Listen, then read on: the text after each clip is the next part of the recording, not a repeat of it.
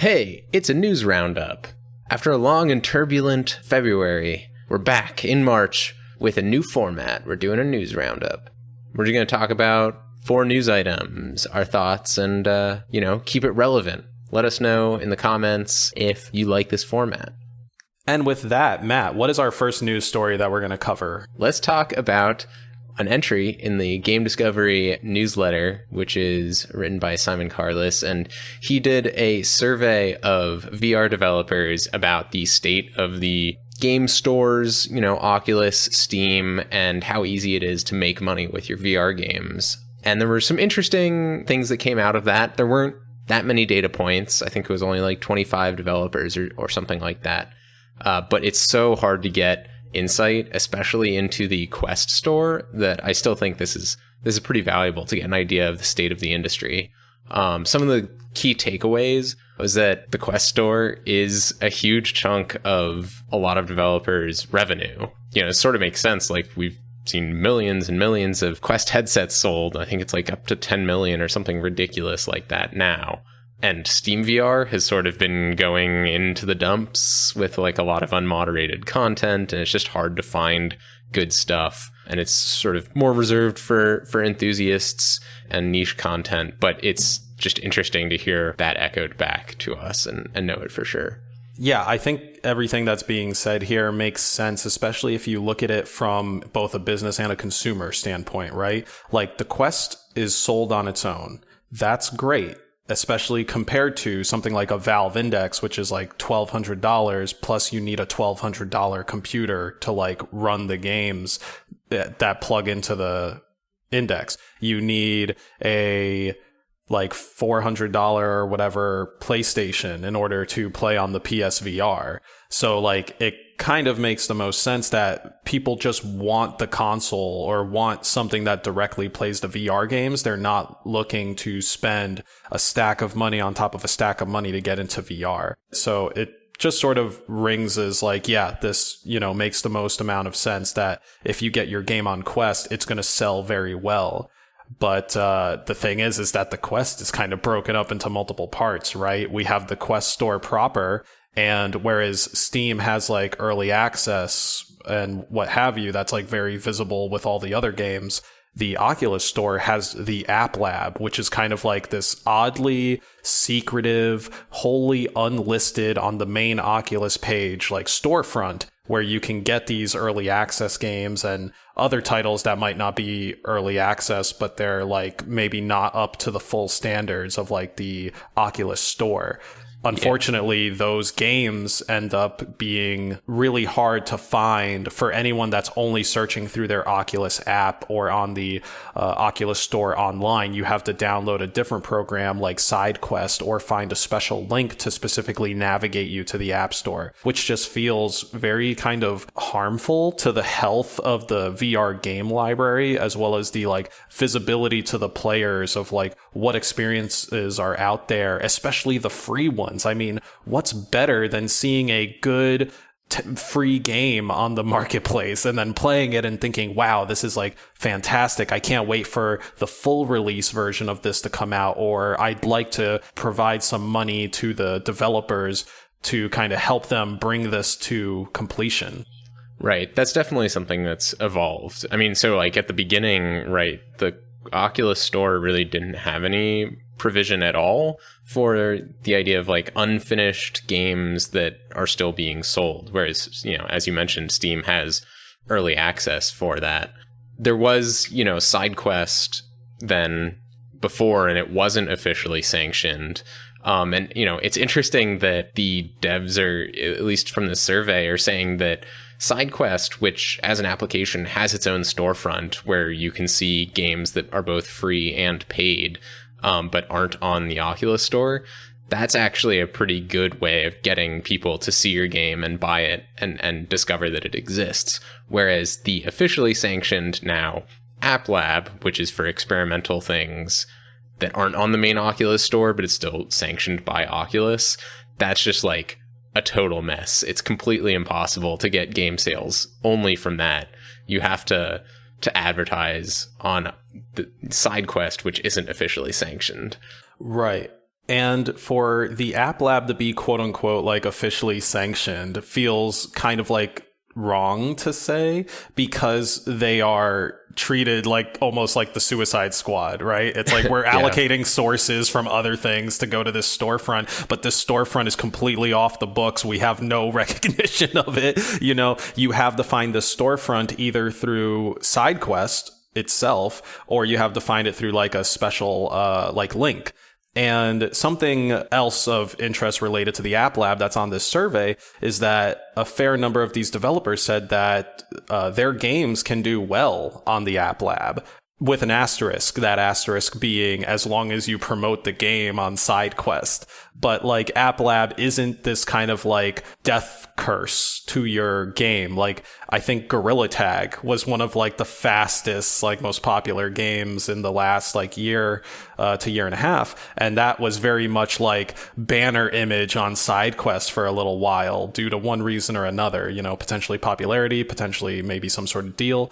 But definitely being able to promote your game one way or another, be it on the SideQuest or let's say Reddit, or if you're lucky enough, being on the featured section of the Oculus main store, that is what really helps to propel your game. So it's always going to be that sort of like communication that your game is out there and this is what it offers, is what's going to help you.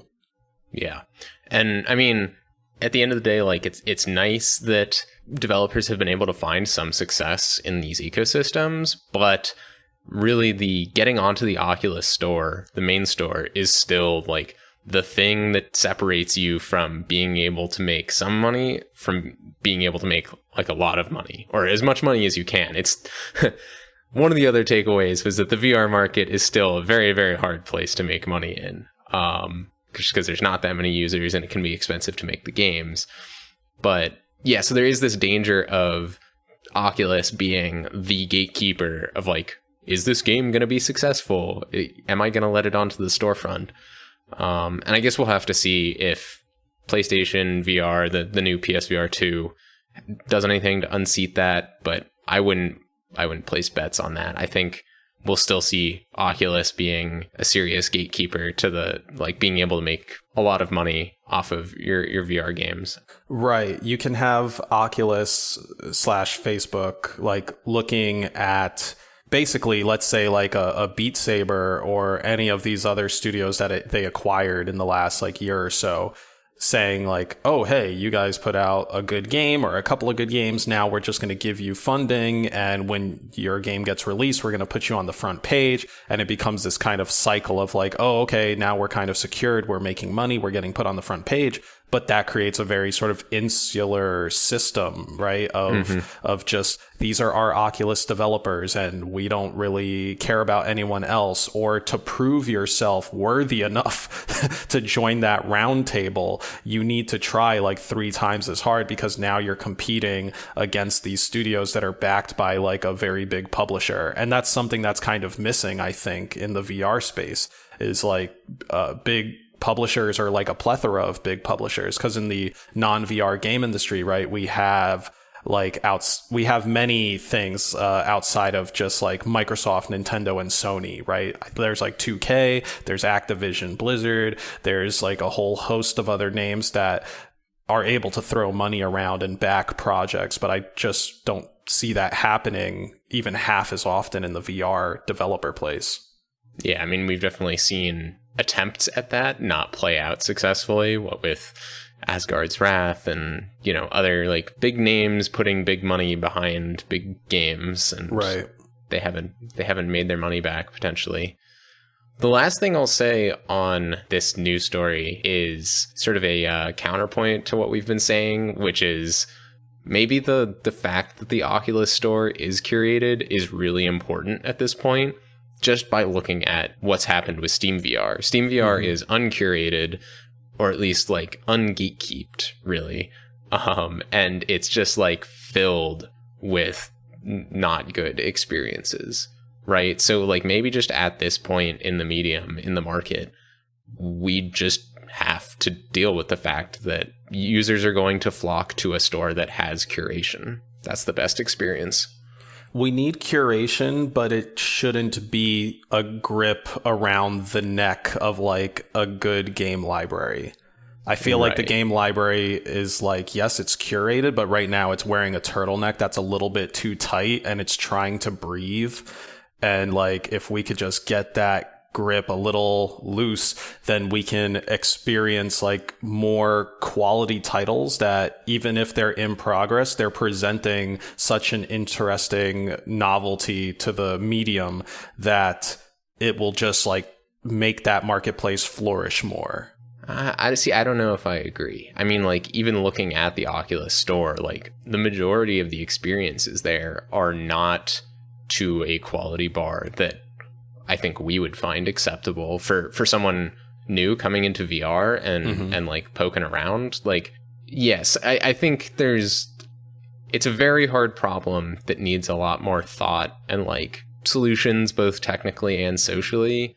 But I wouldn't say there's just like a clear, simple path of like, oh, let's restrict entry into the marketplace less, or let's, have curated lists. Like these things are potentially good, but it's complicated.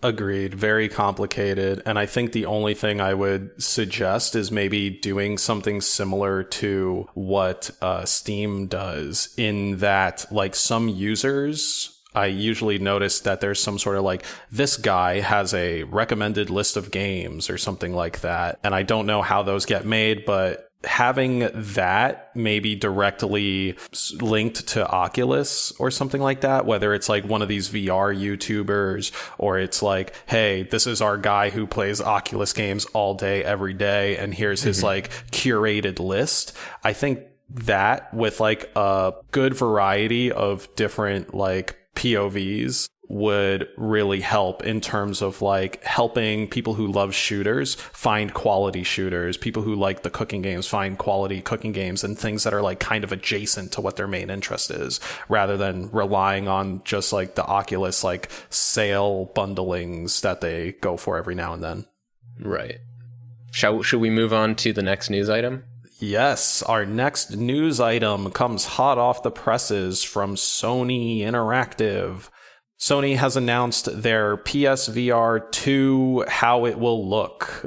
So much of this has already been announced, but like now we actually got a full picture of the controllers and the headset, and it looks okay. I don't think it looks very revolutionary, and that's totally fine. We're not looking for a VR revolution from this, but it does look very similar to the PSVR 1. The main differences, I guess, are kind of the tech, and I think there's like a little bit more work towards the comfort factor and venting into the headset, so like things don't get foggy. So this headset is supporting haptic feedback. So now I guess your face is going to be able to rumble or something. I'm not sure how that's going to be used exactly. I would be very intrigued to see how that goes. Maybe Resident Evil 4, when the Chainsaw Man gets your neck, you feel the face mask vibrate as your head's getting lopped off. That would be very interesting. There's going to be eye tracking, foveated rendering, which Matt can explain how those two will play together in just a moment. There's also going to be 4K HDR, 120 hertz frame rates, all the blast processing, field of view of 110 degrees. There's going to be a hot pocket maker in the headset. And obviously, now I'm exaggerating at this point, but we have all these buzzwords. Ultimately, it's going to be a higher tech headset, at least compared to, say, the Quest 2. It's going to have a higher field of view than the Quest 2. I believe the Quest 2 has about 90 degree field of view.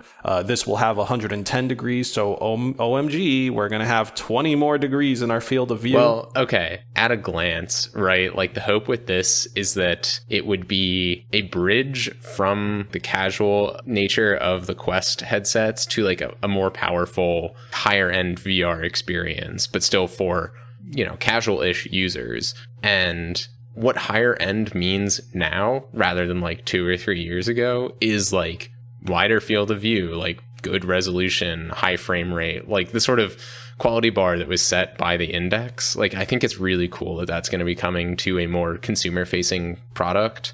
To me, like, the big downside, and you called this out as well, is the fact that it's not uncabled. Like, you still have a cable running from the headset to the console. And that just runs against the like revolution we've seen with the Quest headsets, where it's like so clear that untethered gameplay is the best and the way to go, and like it's where everyone should be looking in the future. So that's like a big downside. This wire, albeit it has been like narrowed down to a single USB-C cable rather than a gaggle of cables in a breakout box, that cable still implies that you're going to have to spend more money on top of the headset you're already spending, which is like, I think kind of that's often overlooked, but like it's such a huge factor. And like you said, yeah, the Quest, it was a revolutionary moment because like, oh my goodness, I can do VR without the comfort factor of like having the wire, but also the monetary impact, which now more than ever is that much more important to people. Mm-hmm. So you mentioned it before, but let's focus in a little bit on the eye tracking foveated rendering thing, because I think that's probably out of all of this the most revolutionary and like unique aspect of it. Yeah, what's foveated rendering? We hear that very often. It's a big buzzword, it seems like. But like, what is foveated rendering, and why is it important to eye tracking, or vice versa? So this is sort of like a holy grail, you might call it, that people have been trying to work towards for like a long time now. And it pertains to the idea of like, it would allow much more detailed rendering and graphics at a fraction of the computational cost.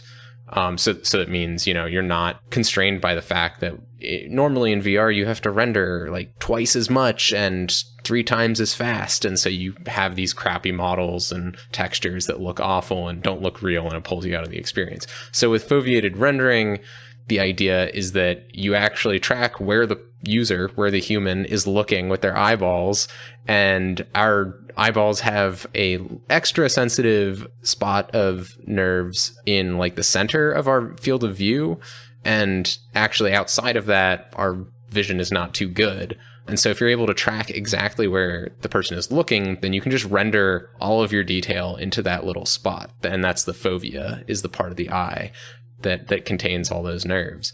And so if you only have to render high detail in a small spot, then you can make it much better detail.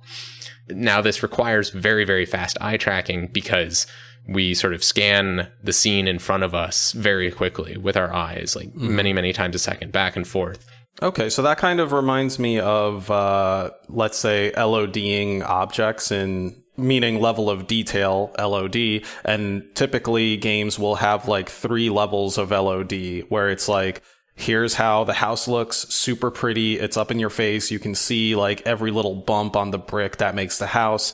LOD at like the lower level is going to be, oh, this kind of looks like oddly like half modeled and like a little weird. And then when you get to like the lowest LOD model, it just looks like a cube. At the lowest LOD model, yeah, it just kind of looks like a weird glitch in the system. And typically we'll see videos on Twitter and other places where like you've moved through an open world city too fast and now you're seeing these very odd, gross looking houses. And that's typically the LOD of the house that you're only supposed to see from like 20 miles away or something like that, because at that far away, it looks correct to your eye.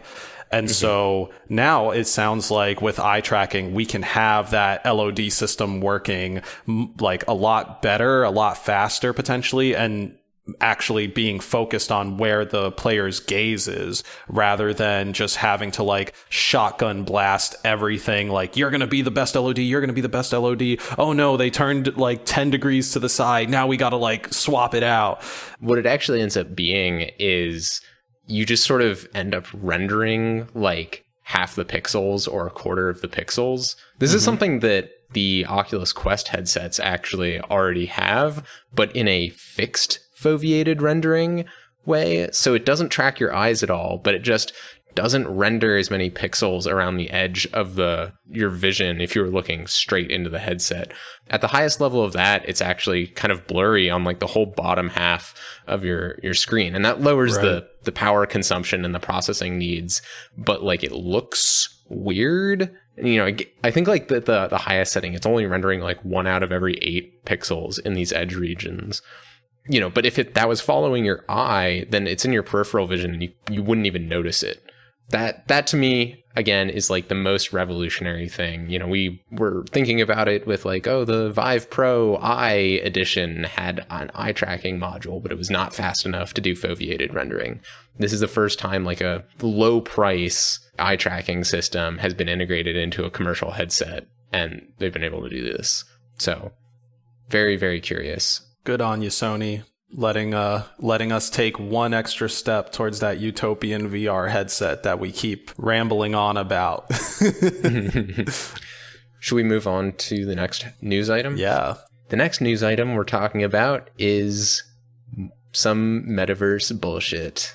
HTC got into some hot water. I think that's everything HTC actually does is just terrible, and people scoff at it. HTC is the manufacturer of the Vive headset and that line of products.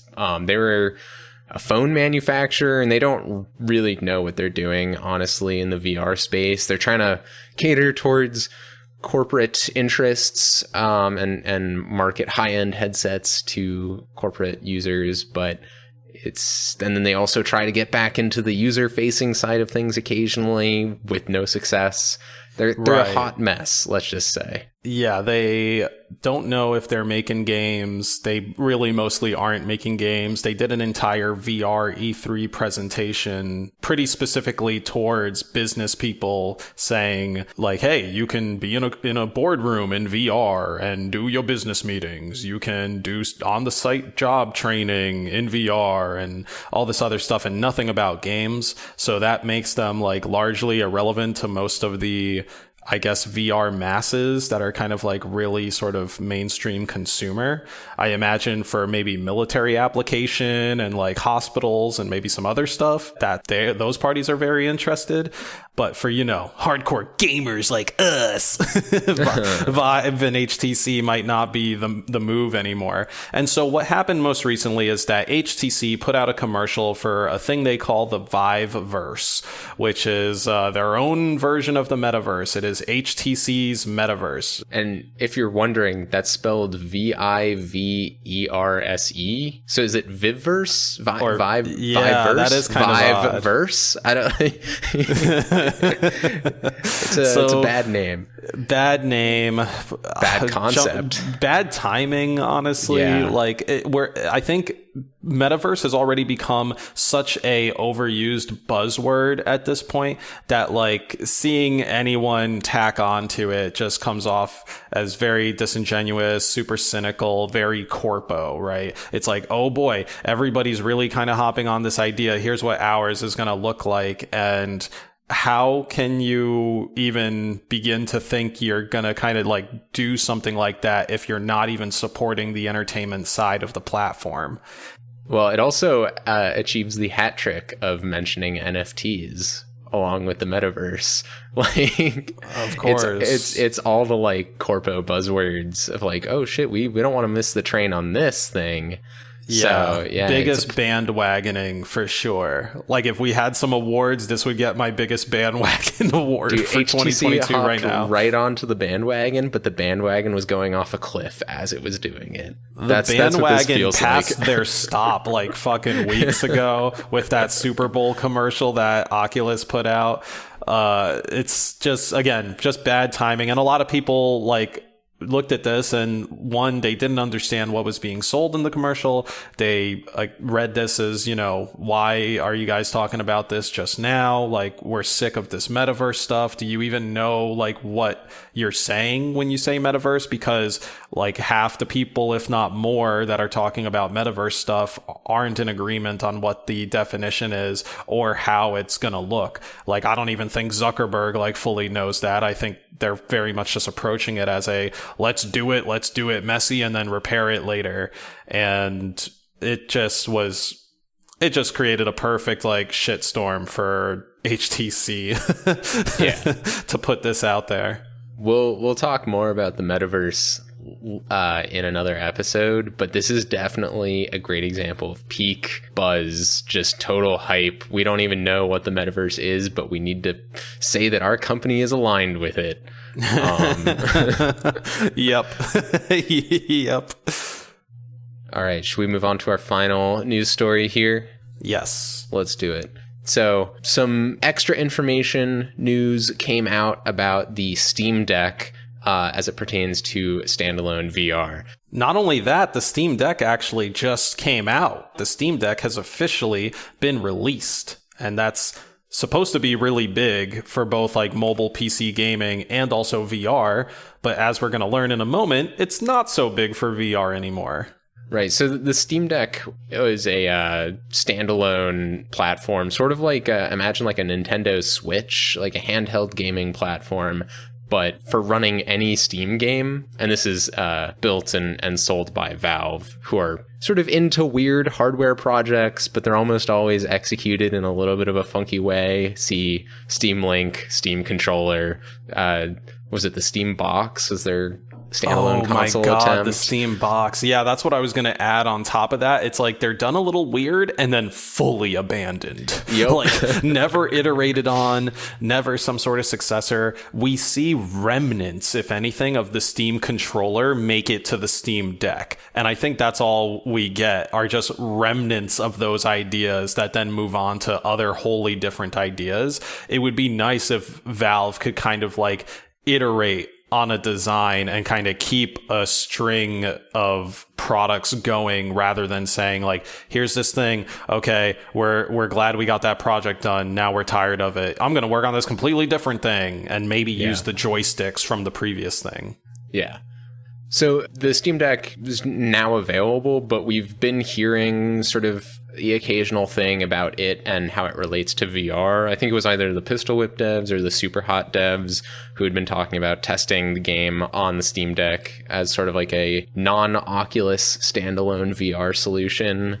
I think there was even some interviews with Gabe Newell and whoever the product lead on the Steam Deck is that asked them straight up, like, can I run Half-Life Alyx on this? Or can I run some sort of VR game on this?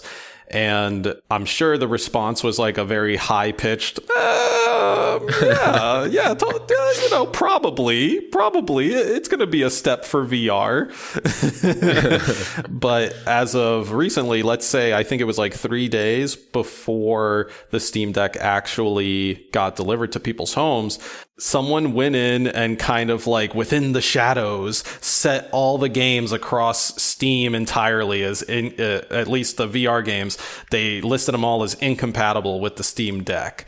And this was largely attributed to the resolution, I believe. Like the highest resolution that the Steam Deck can achieve is 720p, but you need like far more than that to run VR, right? Like 1440 or something. I mean, I could imagine like an upscaling solution, have some sort of like AI thing or like, temporal aliasing. I don't know. Like, I imagine someone could find a solution. I think it's more holistically just like, in order for a VR game to run on this platform, it would have to be highly optimized for the specific hardware and software. And no game has had the chance to do that because they're not expected to. And it's not a VR platform at the end of the day. So like, I think it's probably a good call, right? Go in and say like, nope, not compatible. If in the future some VR dev actually does get it working, then maybe. Yeah, it's ultimately a good call. I guess just as a consumer, it comes off as a little bit shady because, again, you're like, as part of the marketing material, you're like entertaining this idea. And while it is a possibility, I guess you need to like stress 3 to 5 times over that it is just a possibility. And this is something that I guess, kind of not VR related, but I was watching a video recently of like that had marketing material for Psychonauts 2, and it was showing a lot of like in development stuff. And Tim Schafer was like very explicit in kind of notifying whoever's like watching this that like, yeah, whatever you're seeing is very likely going to change, or like it may not be there at some point for one reason or another. And that felt like really interesting compared to, again, like the Gabe Newell interviews or any other interviews, you know, most infamously Sean Murray with No Man's Sky, where it's just like, yes, all of this is a possibility. All of this is cool. All of this is like possible, but it's not, it's almost feeding into like, yes, this is doable. And then rather than the more Schaefer approach, which is like, this is neat, but like, don't get attached to it. Cause like, this is a ever evolving process, game development, and things go in and out all the time. I imagine with product development, it's the same thing as well. So kind of giving into the interviewer or the question of like, oh, will I be able to play like super hot VR on it? And saying like, probably, just kind of feels like a soft yes on at least the consumer side, because we like to eat up the hype, you know, we like to eat up like the best case scenario. And that's why I say it needs to be stressed so much more that it's like just a possibility, because someone might see an early interview, hear that like, oh, it's probably going to be possible to do VR stuff. And then bam, they pre-order it that day, spend however much money. And then, you know, it gets delivered to their house and suddenly it's not doing what they thought it was going to do, and they haven't seen all the articles that have like super fine print that come out like 1 week before the product is at their home saying, oh, that this is now different. Right. And even if you say it's a possibility, you know, you would want to call out explicitly that the VR experience you would be receiving is something more along the lines of what you get with the Quest, not what you get with PC VR. Like, it's sort of obvious to say, but I think it would have to be called out, you know, in the line that you're saying of like very explicitly as to not mislead the consumer. You know, it's worth pointing out that like the rendering hardware and like the chips inside the Steam Deck are actually more powerful just in like raw benchmarks than the stuff in the Quest. You know, you look at that, you're like, oh, well, of course it should be able to run, you know, standalone VR, at least in theory. Although, you know, there's specialized hardware inside the Quest to handle some of the VR specific things. I definitely would like to see in the future either like a second iteration of the Steam Deck or maybe some sort of like mega dongle that you can plug into it to enable VR, standalone VR. That'd be really cool because that would be a direct competitor to the Quest, but getting away from their walled garden, locked off approach and disconnecting from Facebook entirely. Yeah, and I think that's what the market really needs right now is a competitor to the Quest. Mm-hmm. Plus, I mean, if you offload the processing onto a device like the Steam Deck, instead of actually embedding it in the headset device itself, then you get into a space where the headset can be a lot lighter and it, you know, it can be agnostic to the exact type of headset. So you could plug in your Index, you know, your Valve Index potentially, but you could also use some sort of like new special headset that's extraordinarily light and doesn't cause neck pain, isn't tiring and hot to be in, because it's just the lightweight, whatever it takes to stream from the Steam Deck. I think it's a very cool future opportunity for them, and I would love to see what direction that goes in. Yeah, I second that. I would love to see a Steam Deck 2.0 or whatever they want to call it come down the road like 2-3 years from now maybe, and absolutely have VR be a integral part of that next model. All right. And that's all the news we have for you this week. I hope you enjoyed listening to it. If you want to hear more news, let us know, because this was pretty fun to record and we're not going to do these super often. So we'll just find the stuff that looks very interesting and share it with y'all. And yeah. Let us know what you think. Shoot us feedback on Reddit or Twitter or however else you can find us. And have a great day. Have a great meta day. Are metaverse days longer than regular days? I'd assume yes, because I swear 30 minutes in VR feels like 2 hours in real life. That's a good point. Yeah. It's the meta solstice.